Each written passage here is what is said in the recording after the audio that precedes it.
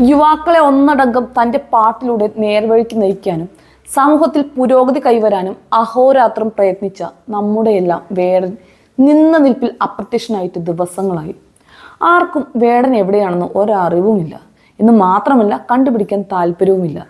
ലൈംഗിക പീഡന കേസിൽ വേടനും പരാതിക്കാരിയായ യുവ ഡോക്ടറും തമ്മിലുള്ള സാമ്പത്തിക ഇടപാടുകൾ പോലീസ് സ്ഥിരീകരിക്കുമ്പോഴും വേടനെക്കുറിച്ച് പോലീസിന് ഒരു വിവരവുമില്ല എന്നാണ് അറിയാൻ സാധിക്കുന്നത്.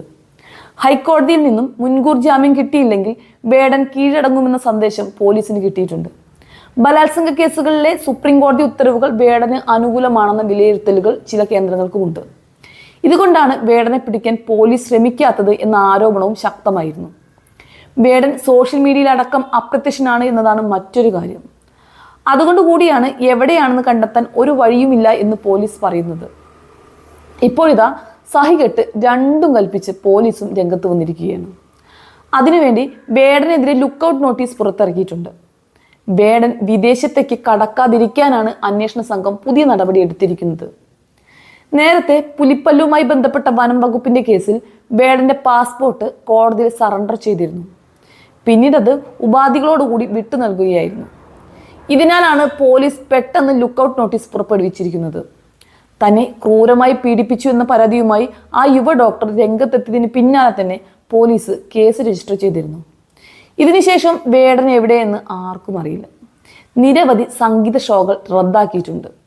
ഹൈക്കോടതി വേടന്റെ അറസ്റ്റ് തടയാത്ത സാഹചര്യത്തിൽ പോലീസ് അന്വേഷണം ഊർജിതപ്പെടുത്തിയിട്ടുണ്ട് എന്ന് മാത്രം അറിയാം. വേടന്റെ മുൻകൂർ ജാമ്യം 18-ാം തീയതിയാണ് ഇനി ഹൈക്കോടതിയുടെ പരിഗണനയിൽ വരുന്നത്.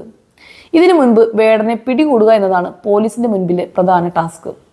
അതിനിടെ വേടനെ പിന്തുണച്ചുകൊണ്ട് മന്ത്രി OR കേളു രംഗത്ത് വന്നിരുന്നു.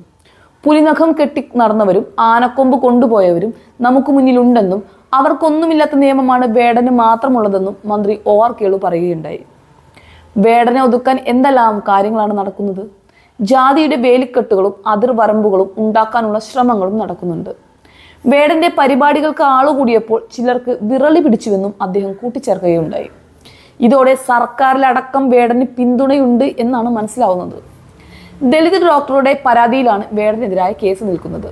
ഇത് ആ വകുപ്പിന്റെ ചുമതലയുള്ള മന്ത്രി അറിയാത്തതാണോ അതോ മറന്നുപോയതാണോ എന്നതാണ് സംശയം.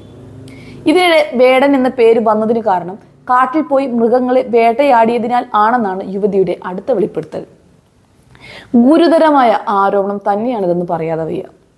നേരത്തെ പുലിപ്പല്ല് കഴുത്തിൽ അണിഞ്ഞതിന്റെ പേരിൽ വേടനെ പോലീസ് അറസ്റ്റ് ചെയ്ത ശേഷം വിട്ടയച്ചിരുന്നു. അങ്ങനെയെങ്കിൽ ബലാത്സംഗ കേസിൽ ജാമ്യം കിട്ടിയാലും അടുത്തത് ജാമ്യമില്ലാത്ത വകുപ്പാകുമെന്ന് സാരം. വിവാഹ വാഗ്ദാനം നൽകി പീഡിപ്പിക്കുക എന്ന പേരിൽ നിരവധി കേസുകൾ നിലവിലുണ്ടെങ്കിലും വേടൻ്റേത് മാത്രം എന്തുകൊണ്ട് വ്യത്യസ്തമാവുന്നു എന്ന് ചോദിച്ചാൽ അതിന് കാരണം അയാൾക്കുള്ള ഫെയിം മാത്രമല്ല, വേടൻ ഭാവിയിൽ ഒരു പ്രതീക്ഷ കൂടി ആയതുകൊണ്ടാണ്. ഒരു യൂണിവേഴ്സിറ്റി സിലബസിൽ പോലും ഉൾപ്പെടുത്താൻ വേടന്റെ കവിതകൾക്ക് സാധിച്ചുവെങ്കിൽ വേടനിൽ അത്രയ്ക്ക് പ്രതീക്ഷ നൽകുന്ന ഒരു തലമുറ പുറകെ വരുന്നുണ്ട് എന്ന് തന്നെയാണ് അതിൻ്റെ അർത്ഥം.